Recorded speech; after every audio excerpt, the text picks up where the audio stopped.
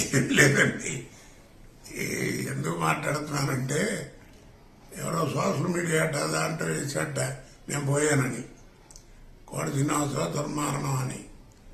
అలాంటి వార్తలు నాకు తెలియదు. పొద్దున్నే తెల్లారితే పండగ ఏంట్రా ఏం చేయాలి రేపు అని ఇంట్లో ఏదో మాట్లాడుకుంటే పొద్దున్న 7:30 నుంచి ఇప్పటికి కనీసం నేను మాట్లాడాను ఒక 50 ఫోన్లు.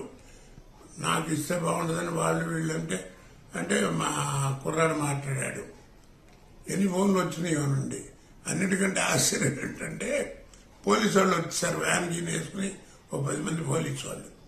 ఏంటంటే ఏదో తెలిసిన ఆయన కదా, పెద్ద ఆయన 10 మంది వస్తారు, పెద్ద వాళ్ళు, అందుకని అని సెక్యూరిటీ వచ్చామండి అన్నారు. నేను మాట్లాడితే వాళ్ళు అరే ఇదేంటండి అంటే మీరే మమ్మల్ని అడిగితే అలాంటి దయించి మీరే కాస్త చెయ్యండి, ఇలాంటివి అరికట్టండి, లేదా కాస్త పెద్దవాళ్ళు ఉంటే గుండె చచ్చిపోతారు అని చెప్పాను.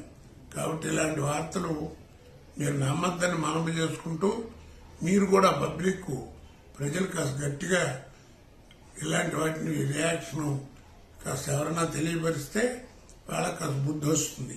ఎందుకంటే జీవితంలో చండాల పనులు బోళ్ళు ఉన్నాయి డబ్బు సంపాదించడానికి.